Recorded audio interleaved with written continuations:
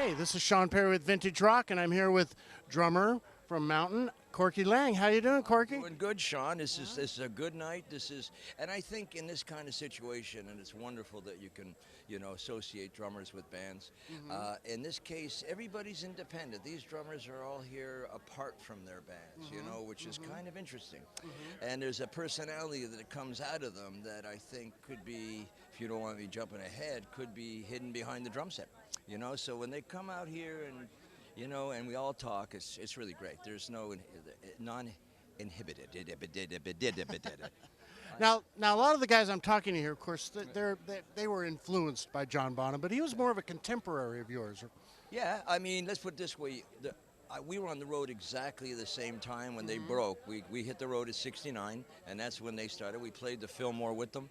Not with them, but like the same weekend. So, yeah, what they did is they took a moment in time and they embellished it with a great deal of talent and creativity, and they kept it going. You know what I mean? Where certain bands, Mountain too, there was parts, it was fragmented, and I think it was. Don't mind me going on. I'm overtired. I just come in from Finland, believe it or not, and I'm burnt, but it's kind of good. The thing is the English bands took coming to America very seriously. Cost a lot of money, and it was a big move for them. And in America, I think a lot of the American bands were just sort of more complacent about what they were doing, so they figured, we can go this way, casual. Whereas when the invasion came in, it was an invasion, and right. John Bonham was setting the pace for that from there. Certainly, Keith Moon was setting the overall vibe, the playground for it, but the pulse really came from Bonham. So it was kind of. It was different in that way, for me. I always look at the English drummers on the top with the cymbals and the tom-toms, and American drummers, usually they have the bass drum and a fatback snare, bottom end. And, I don't know why I think that way, but the reason, I know why, because fidelity. In England, the sound of the drums in England, I may get an argument, are so much better in those days than the Americans. It had something to do with the power and the fidelity. Binaurally, when you listen to Zeppelin, it was made tomorrow. That's how ahead of the time they are. So in terms of being a contemporary, I take that as a wonderful compliment. The other compliment about that is I'm alive, which is very good. I think. Yeah. Let me check with that, Sean. We're gonna do a body check on that. But it was the drummers in those days, and this is a fact, were not limited to anything. Right. The bands let the drummers roll. Okay, in those days you had Motown, and you had your records that were pop records, but rock really didn't come in. It was pop, and pop was sort of the sound you heard when you added milk to cereal. Then when when you went down into the bottom range and you went into a much more passionate beat, that's when rock came in. So.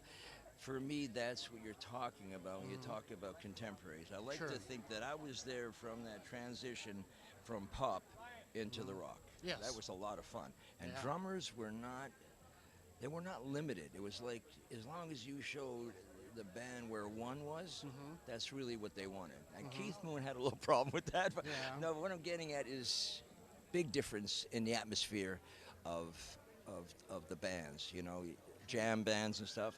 So to be part of that, in conclusion, to be part of that is really to be blessed at a moment in time where the guys in the band didn't suffocate you, And then when, the 70s, and it became the plodding rock, and, there was no adventure on the bottom end. It was kind of pretty much, this is what they're doing, and it was generic. And then, of course, when you didn't want to listen to the lyrics, you went to the disco, and then you got the toof, toof, toof. Anyways, I hope I didn't ruin your mic. I'm going on like this. Well, let me ask you, were you? Did you know John Bonham? Were you? No, you never met him? No, I never met any of them.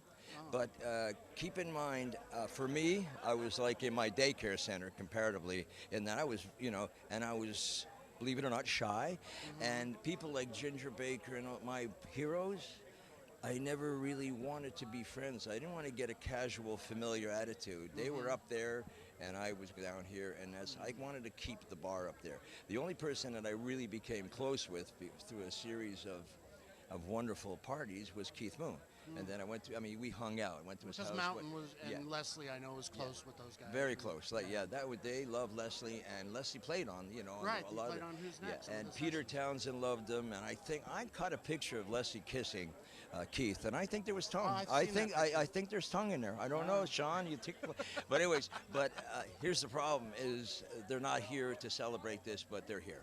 Right. And again, I think most of the drummers here will. I think it's probably one of the commonalities they have is they've been in bands where they do have the freedom. Some of them are journeymen where they have to play what they're told. That's fine. But I was really lucky. I mean, you know, Nantucket Sleigh Ride, you know, I got so fucking, excuse my Shakespeare, I got so fucking frustrated when we had to do the middle part, and I just went fucking nuts. And, you know, Felix just looked at me, and I thought he was going to kill me. Cause that's that, you know, I don't know if you're a member of the sleigh ride, the ocean, and, you know, and I just went fucking nuts. And I thought, well, that's it, you're going to get fired. You may as well just pack up and go back to Canada. And Felix says, that's it. We're keeping that. He cleaned it up a bit. But that was sort of an anxiety attack because I didn't know what to do with that part. I mean, it's a folk song. Nantucket Sleigh Ride is a folk song. Right. And the approach that Felix took was brilliant. Let's not, you know, no more has to be said about Leslie. He just went over to the top. But again, as I ramble on, I'm saying that was the key to why drummers are here now is because freedom, you know, and I think the drummer's the one that really feels it more than anybody in the band. And that's it, Sean, for what are you playing tonight? I'm playing, I'm the oldest guy here, and I'm playing the fastest zip, Communication Breakdown. Oh, my. Yeah, I'm going to slow it down, and we'll probably get a parking ticket by the time I'm through with it. But yeah, I'm playing about midnight. I'm coming in. I wasn't supposed to be in the show. I go with the Bonzo bashes when they're close to home, right? Because I love doing it. It's really an honor. But I came at the last minute, so I wasn't announced. So I don't give a shit about the announcement. The idea is to be here. Right. So I'm not on the T-shirt. I'm not on the poster, but I'm on the interview with you now. You see, there you go. This is the deal. Well, that's the best thing. It is good. What are you doing now musically these days? Okay, this is a very interesting thing for me. I don't know about anybody else. I got caught up in writing a rock opera for two Finnish professors. Wow. Who are highly regarded philosophy professors. They're big fans of heavy metal and rock. In Finland, they love it. And they write books. And one of the big books they wrote, you know, for the academic philosophy books was Playing God. And it's about genetic manipulation, bio-research of genetic manipulation, okay? And they wrote this book with some stories in a town, and they made an opera out of it. And they asked me to do the music. And I sounds pretentious, but I hate to say that we're doing a rock. It's not. It's music, stories, and they asked me to write the music because I write very simple stuff. Every now and then I'm lucky, but basically I don't know that much about music. So they wanted the music to be simple because the actual content, the plot, the story is very complicated. You're talking about stem cells, and you're talking. Oh, they're singing back here. Okay. All right. You're being called. I'm going to let you go. There's somebody else here because. Is there another Corky? I think ask her because I'm hearing it. Another nipple. Okay, there you go. Go ahead. Anyways, quickly.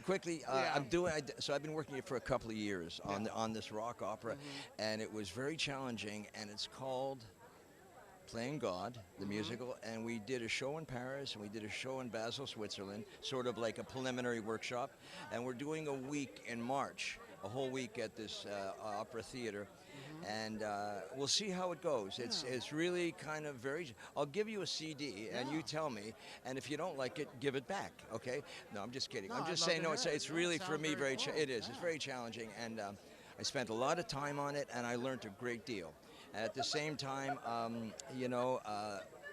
am working on a very special project that I can't talk about right now, but it has to do with drum. It would be if you take It May Get Loud and you take 20 Feet from Stardom and you put it together and you get about a half a dozen nut bar fucking drummers and you go back in their life the way they did on the J.J. Cale documentary.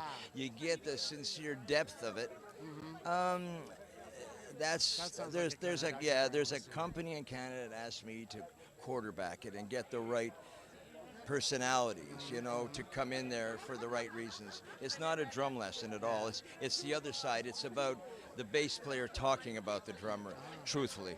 So anyway, so no, there's a couple of very good things in the works. And in the meantime, I just bang away, you know, like everybody, you know. Excellent. And just one last question: Is Mountain pretty much laid to rest? Do you talk to Leslie at all? I have not been in touch with Leslie much at all. I was with him during the course of that medical thing in Biloxi. As a matter of fact, I was the only one there. He had his wife, and it was a very, very, without getting, it was very tragic at the time. It still is. So he is, well, he's still recouping, I believe, but he's playing in his trio. He has Bobby Rondinelli playing drums, and he's got, what's his name, Rev on bass. So they're doing the trio thing, and he's doing it, and I've been over in Finland and doing my thing. So no, I haven't been in touch, but I never say never, like a lot of people. You know, I don't know. And Mountain had a lot. When in its day, it was a very powerful band, and you can't bullshit people. There are a lot of bands out there pretending to be, you know, what they were. And in any case, the answer is that's the answer. Okay. That's pretty Yeah, good. that'll work for me. I'll be as vague as I can. All right, Corky. It was great talking to you. Sean, thank you. Thank you. This is Corky Laing, Mountain, VintageRock.com.